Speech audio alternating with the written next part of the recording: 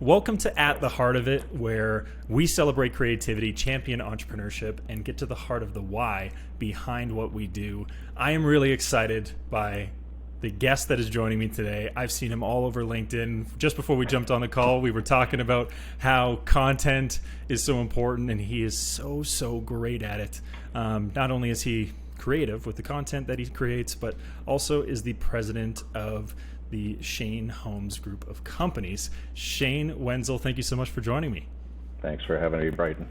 Awesome. Well, before we dive in, why don't you kind of give a little bit of a backstory of your journey, how you became the president of Shane Holmes, and a content creator extraordinaire.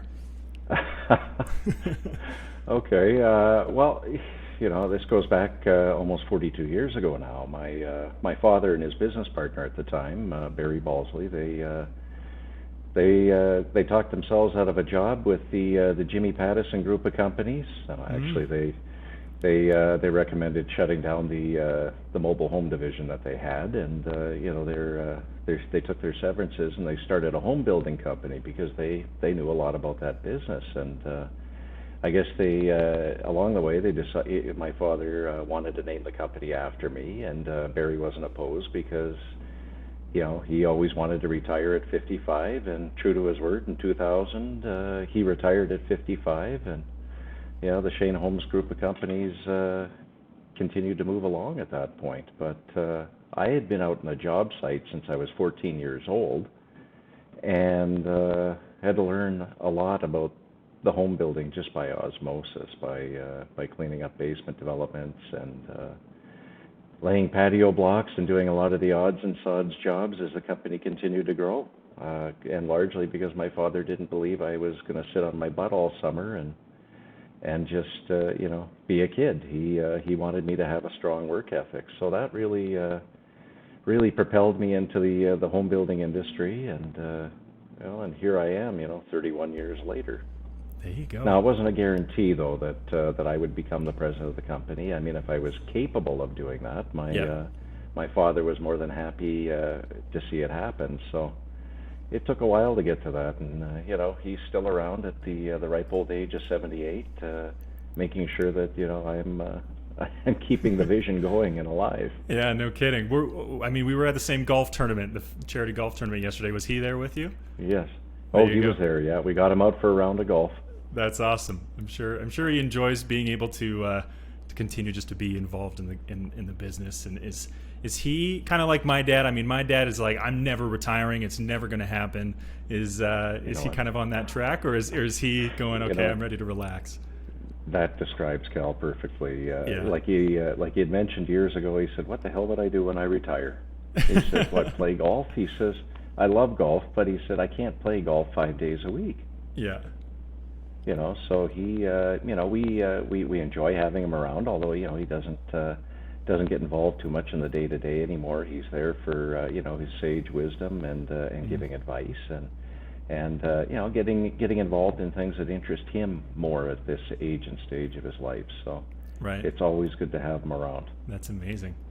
Well, I mean, you talked to your experience and moving into more of, taking over the dad's company, which is amazing. What was the spark to start creating more content on social media? I mean, within LinkedIn, I am truly impressed with not only the quality but also the quality of, or the quantity of the content. Right, you're doing a lot, but it's all great stuff. Where did that spark come from? Well, it's maybe one of the positives that came out of COVID. Truthfully, I've had a social media presence now for about 11, 12 years. But, I had done a few things along the way, and I had, kind of developed that myself, because it really gives me an opportunity to flex my creative side. But it was a bit of a challenge when we went into our first lockdown there over a year ago by our marketing team to say, you could really help us out by helping support our message a little bit more. And I said, well, I can ramp it up, because we obviously have a little more time on our hands. But I said I'm going to do it my own way because me. Mm-hmm. It's my own personal brand, and I said I'm not going to flog a bunch of housing content. I'll support the message, but I'm going to do something a little bit different. And it just kind of snowballed even more from there. The piece of content that I believe I saw was, I think the title was Being a Gay Conservative. And a lot of that just wrapped up a lot of, as I started looking at more content, a lot of, your identity to a certain degree and being so transparent. Yes. And, some people might find certain parts of your content controversial, but what I love is how authentic it is to you and your story. Can you speak to how important it is for you when you're creating all of this content, that it is as authentic as possible when you're creating it? Well, I'll tell you what, when I started off on social media, I mean, there was no guidebook. There weren't a lot of articles or blogs on it. So you kind of muddle your way through it all these years, and trying to be something that you aren't on social media just never works out. You can't keep the facade up. So the best thing to do for anybody is just be themselves, be authentic. We do it in real life. Why do we have to fake it online? And I guess that was always my approach. Is let's just talk about this. Let's just talk about that. Let's post this. Let's post that. And in that particular case, you refer to that podcast that was with a friend of mine, Corey Morgan, and oddly enough, I mean, that's how Corey and I met, was on Twitter many years ago, and we just shared a lot of things in common, and certainly some things we will never agree on. But he asked me, "Do you want to do a podcast on being a gay conservative?" He thought I'd actually say no, and I said, "Yeah, sure, why not?" Yeah. I tend to lean a little more right of center, and that that was the whole topic of the discussion. But being a part of the LGBTQ community, I mean, that was really unique in his mind, and it was a great topic of conversation. I can't believe we went on for about 45 minutes about it, but we did manage to talk about a lot of things. Yeah, well, I'm sure that it is. To me, it seems just so polarizing in the sense of a lot of my sister's gay, and we absolutely love her. When she came out, it was a whole. It wasn't a whole thing, sure. And it was that's kind of, to me, a lot of the world that we live in, especially in Canada. Mm-hmm. But there's still that conversation of the right is so anti-gay, and I'm just curious how you navigated that with so much of the other side of the aisle being we're the champion for the LGBTQ plus community, right? I'm curious how you navigate that. Well, I mean, it can be challenging at times, and I'm sure there's a few friendships that I passed up simply because of it. But I've always had very strong conservative values, and I mean, if you dig right down into it, there's a lot of fallacies that I think you have to break up from all of that. And I think, like any party, it doesn't matter which way you lean, left or right. You're going to find zealots in any party. Unfortunately, those are the ones that get the most attention. Absolutely. I've always just kind of approached it as to what values align with me, and those ones certainly aligned better than the others. I guess maybe that's part of my upbringing, but at the same time, being in business, of course, I'm always worried about the economy. I'm always worried about the business and the challenges that it faces. Even if I go back over a year ago, my biggest concern was, how do I keep 87 people employed? Yeah. Because it looked pretty grim there for the first 2 months. Mm-hmm. And I had to make a promise early on with our staff that, hey, look, if we only break even, I promise I will keep everybody employed. It doesn't matter if we make a profit. Because I didn't want to add to the problem. But I guess, from that perspective, that might be a little more of a conservative value. Maybe not. Right. But it's a tough balancing act at times. I do have acquaintances within the community where, we don't talk about the subject altogether. We just, we're able to share some good times. And and that's good enough for them. Yeah, also it all boils down to respect. Sure, so if you don't agree, this is also what I love about the way you position a lot of your content is it's a conversation. It's not I'm right, you're wrong. Like it really is. Let's have that conversation, because that's where creativity happens. That's where breakthroughs happen. That's where decisions end up being made for the better of everybody, is after we have some of those conversations and everybody's understood. So well, I think that's the most important thing. I mean, what the hell is the point of calling it social media if you're not going to be social on it? To sit there and argue or call people names, I mean, that's the furthest thing from it. You can always agree to disagree, but I'd rather have a conversation, because to me that having that conversation can also bring you to some sort of compromise. And I think that's sorely missing from the world today.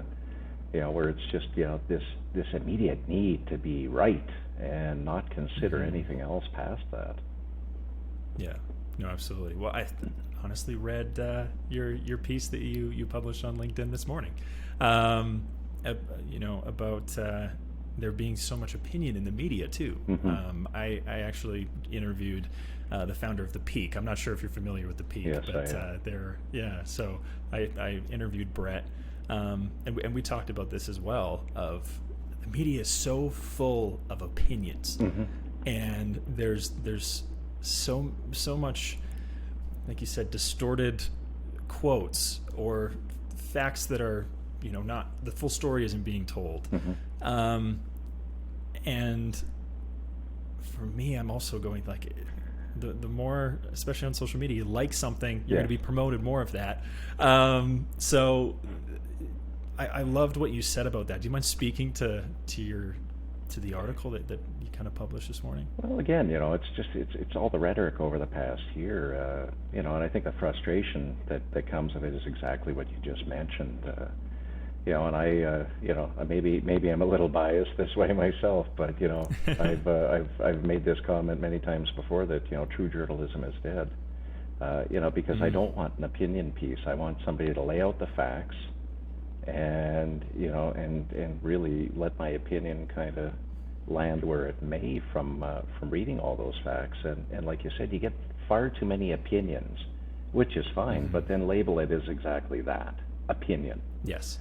An opinion piece, exactly. Yes, but I mean, we've seen it over the past year, especially in the media and around, where you've seen a lot of rhetoric with no concern for the economic impacts, the mental health issues that are coming from all of this. I don't have the statistic for Canada, but I do know the one for the United States, where they look at mental health and they're saying they've seen a 500% increase in mental health issues. Like, how many more people are on pills to help manage that? How many people's lives have been destroyed because in cases the media just won't stop? I mean, really, if you don't shut it off, I mean, you'd kind of wonder if the world is coming to an end, which it's not. Yeah. So I kind of look forward to the end of a lockdown. I look forward to the end of a lot of those things. So we can get back with, what good things are happening in the world, because there's a lot of that happening, and it's been happening the whole time. It's just filtered back to page 26 or, hidden in the back of a blog. So yes, yeah. Can we get back to it and stop all the bullshit rhetoric? That's the big thing. Exactly. I understand why they're doing what they're doing, because they haven't had attention for the last 15 years, and now that a world crisis hit, they have eyes and they have attention, and they're kind of holding on to it as much as possible. But I agree. My mother-in-law is a nurse, and she's in pediatrics, and the majority of the patients that come in right now are mental health related, and you're going, that's not what that unit is for. Right? But it's all these kids that need that additional support because of the times that we're in. So I agree. It's a tough time, and I wouldn't want to be a politician at this time, any means, whichever side you're on. It's a pretty tough role to have, but I agree. It's a tough situation. But I mean, I feel like we could go down a real rabbit hole on this one. Sure. But I'd love to backpedal a little bit and talk a little bit more about Shane Holmes and your Okay. position there, and kind of where you see the organization going. I can only imagine the supply chain issues, like you said, the employment issues and stuff like that. Like some tough Yeah. problems to solve that you need to be creative in order to do so. Why don't you kind of start with speaking a little bit to what does a typical day look like for you with Shane Holmes? Firefighting. Firefighting, absolutely. It does feel like that at times. Actually, my son describes my job as probably the most boring one in the company, and maybe he's right to a certain degree because, if I'm not in another meeting, or at least like another Zoom call for a meeting now, you tend to be kind of separate of the day-to-day items. And you're trying to look at your business from about 30,000 feet, and you have to be a coach. You have to give guidance, and I mean that's through to your executive team, through your managers, and yet we're so separated here. You want to try and get out on site. You want to be able to see what's going on there. You want to try and show up at the show homes and talk to your salespeople because they're kind of an island unto themselves throughout all of this as well. Right. But you have to give some encouragement and a positive message every day as well. And that just that'll run you through 8, 9, 10 hours a day pretty easy. I mean, it doesn't seem like a lot, but I'll tell you, I've been in a lot of 2-hour meetings. Right. And then you're expected to have an opinion on everything, and an opinion that's considered right. Yeah. So. Yeah, I make a firm right decision now, and follow that. Absolutely. And that's really what the job of the president is. But you're also trying to guide this beast through through where we're going to go in the future. And I think that was not only one of the challenges, but it's also one of the best opportunities over the past year. Because let's face it, I mean, 16, 17 months ago, nobody had any idea of how to do this. We're a pretty progressive company when it comes to processes, procedures, people, and technology. We weren't ready. We weren't ready. We had our IT team scrambling within days to find laptops, and then you're dealing with what do people have for connections at home, and how do you move a paper file from this person who's working out of the house to this person that's working in the office to another person who's working at home. Right. Yeah, I mean, those are some logistical nightmares, and my job is to pull everybody together and say, let's find a solution, and here are my thoughts on it. Yeah, that's. But we did manage through it okay. But where the big opportunity comes in is you get to kind of reimagine things, and you get to really kind of advance your strategies that you've talked about that are maybe 3, 4, 5 years out. Right. And advance them within 2 years. Right.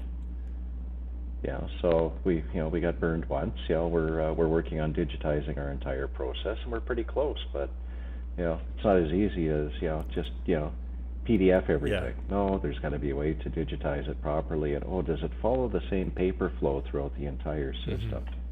Yeah, so we're working on that one.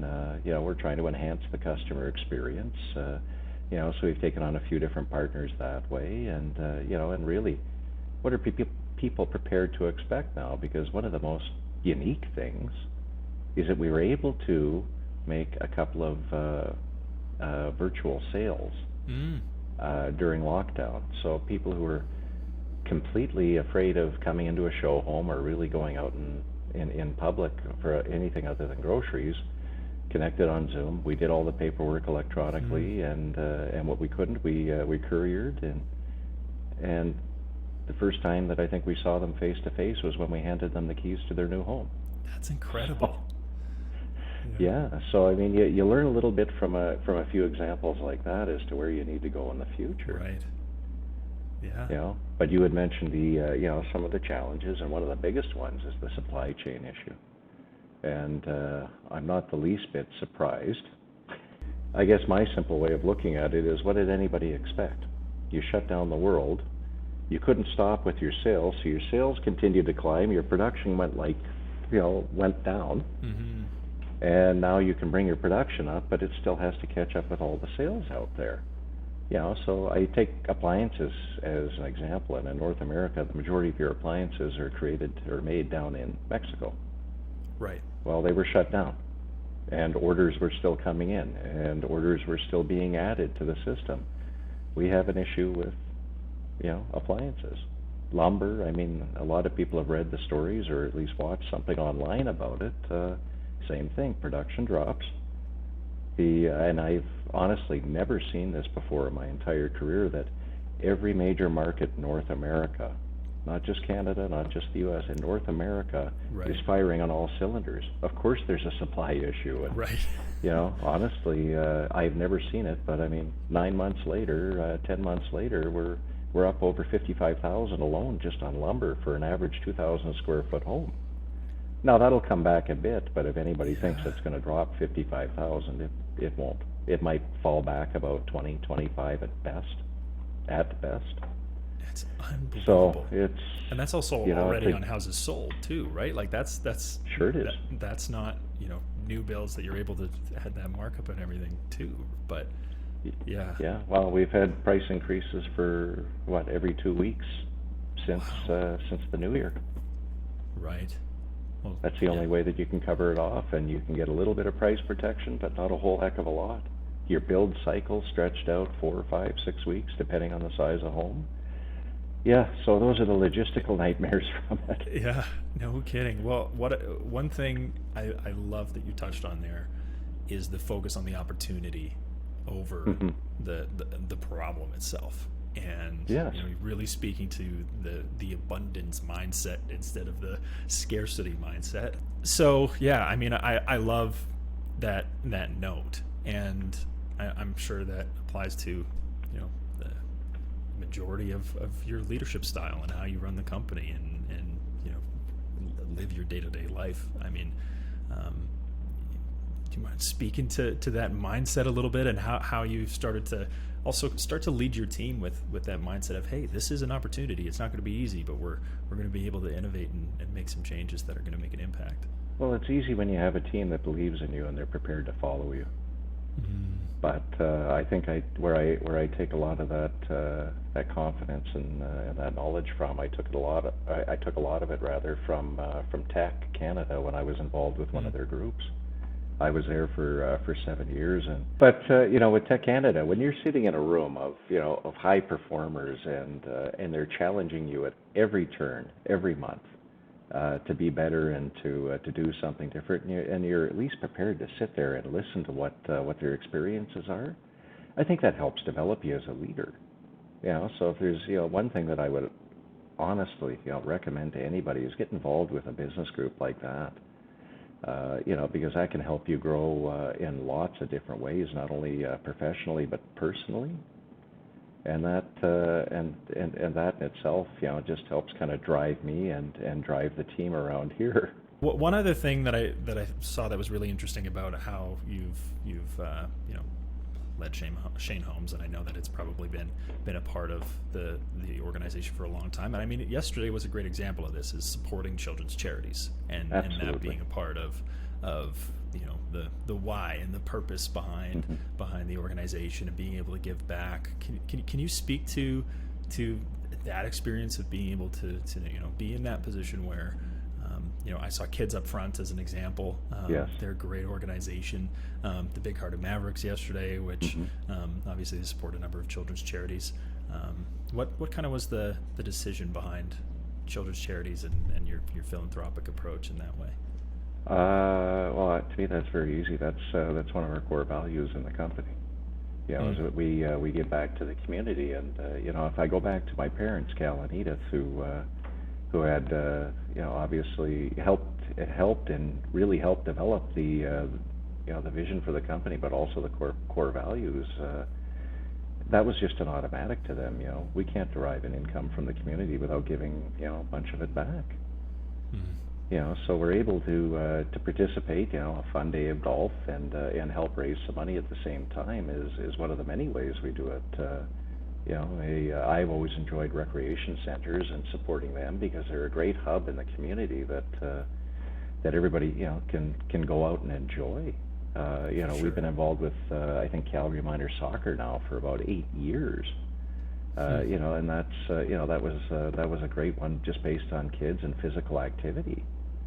And it was a great affordable sport to get involved with. But even through my parents, through the Cal Wenzel Family Foundation, they've made numerous donations to the Foothills and Rocky View Hospital, just for people's well-being. But it's something that when it's a core value in your company that your staff tend to I guess gravitate to as well. So they're certainly as excited to get involved in these things as we are. So it's not when you're not in lockdown mode, it's not a bad thing when they all want to go down and they want to go down and spend some time at the drop-in center or work with us on various other charities as a volunteer. So it's infectious. Yeah. And it's a great thing to do for the community that you live in. Mm-hmm.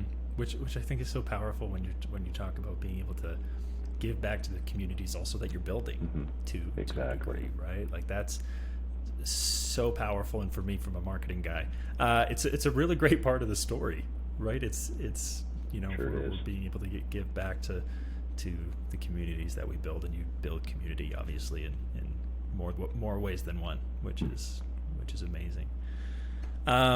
Well, before we start to wrap up, I love doing a rapid fire round at the end of every episode, which are just a few random questions, and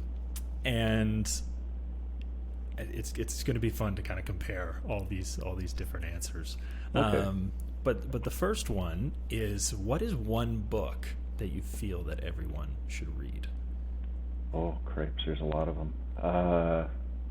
Still one of my favorites, I don't know why, is Gary Vee, Crushing It.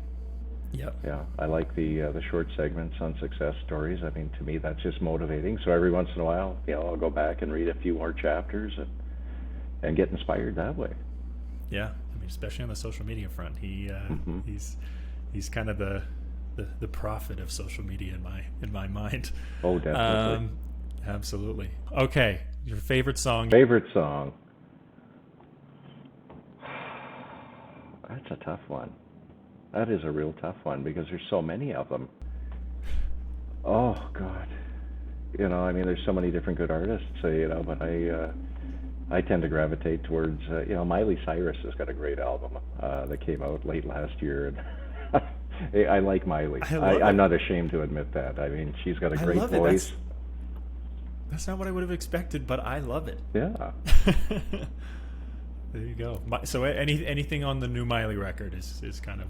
Well, she's got so many great tracks on there. I'm just trying to remember the names of the songs because I just keep going through. I can listen to the whole album and it doesn't...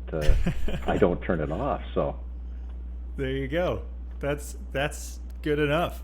Do you like salty snacks or sweets? Both. Which one do you like better? No, both. Both? Do you have a go-to snack or a go-to sweet? Oh, it sucks to admit, but I love movie theater popcorn. Even my partner Matt knows, if we go to a movie, get your own bag, this one's mine.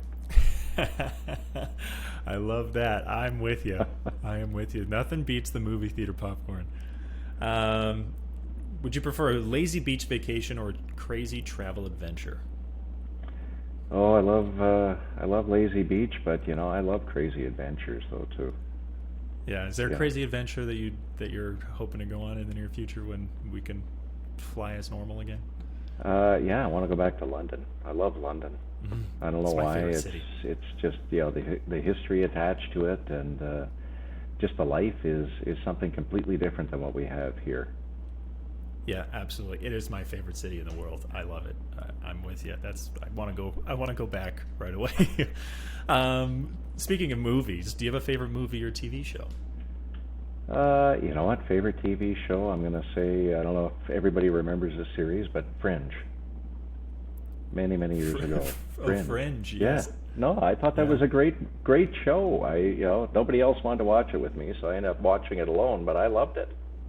There you go. I'm going to have to check it out. At first, I thought you said Friends. And I No. was like, I think everybody's heard of it. Everybody likes Friends, but I mean, my favorite, I'm into that nerdy neuroscience kind of stuff. That one I love.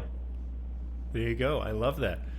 Do you have a favorite local small business that you like? Obviously, we're both in Calgary, so is there? You know what? There's so small many business of in them, town? and it's hard to really narrow it down to just one. But I will say this: over the past year, even I had to check myself, and because I'm a big supporter of support local, and I realized I was supporting local, but I was supporting some of the other ones as well, and I'm sitting here saying, no, even when I did Christmas shopping, it took me a lot longer because it's just too convenient to hop on Amazon and pick something there.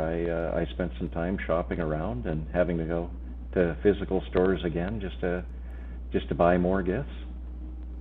There you go. So wherever you can, you got to support it. We don't want them to go anywhere. No, exactly. Especially after the year and a half that we've had. Yeah. So I'm with you. Got 3 more left for you. The first one is one quote that you live by. I end off with it in my videos all the time. Earn it, don't expect it. And largely because I've seen lots of people start businesses or careers, and they haven't taken the time to earn that promotion, but they expect it, or they've started a business and they've left they've left everything to chance, and they've left running the business to someone else. And of course it's going to fail at that point. I mean, you have to work hard at it. You have to make sure that it grows properly. The last 2 are, who is someone that you would want to thank for helping you get you to where you are today, and why? Oh, there's a lot of people, but primarily my mother and my father, because they both had an equal impact on my life. I'm both for different reasons. I mean, I think Cal's reasons are pretty well known. Edith's, my mom was always my biggest cheerleader. She still is one of my biggest cheerleader, and we still have some good conversations, and we share a lot of conversations about life, politics, and what have you. But I think she's still mad at me for becoming a home builder as opposed to following up on a career in comic book art or in broadcasting. Still loves me regardless. Well, I mean, you've started to kind of get in the career of broadcasting, content creation on social. It's today's version, so. Yeah, go figure. Exactly. Although she doesn't watch my videos, but who knows? Maybe she is quietly. She's just not commenting. There you go. And the last one is, if there was one piece of advice that you could share with a younger version of yourself, what would it be? Yeah. Oh. Yeah, just listen and learn. Don't ignore the knowledge around you. It takes you a while to figure that out because you don't know it all. You really don't know shit at a young age. So you have to listen and learn a little bit more in order to grow. Right. It's a great piece of advice. That's awesome. Well, Shane, first of all, I appreciate you staying with me through all of the tech issues that have happened today. No problem. I also appreciate you taking the time to chat with me. It was an absolute pleasure, and there's a lot of questions that I was not able to get to, but I would love to make sure that we do this again at some point. I feel like there's a lot that we could talk about, and I mean, I will Absolutely. continue watching all of your content, consuming all of your content. I hope I see you around at other golf tournaments and all that kind of stuff. But if somebody's wanting to follow you or learn more about Shane Holmes, where can they reach you? Well, Shane Holmes is the easy one. Just go to shaneholmes.com, and myself. If you go on various social media platforms, you're just going to find me at Shane Wenzel. There you go. Perfect. Awesome. Well, thank you so much, Shane. I appreciate your time, and we will be sure to do this again soon. For sure. Sounds good, Bryton. Awesome. Thank you Shane. again.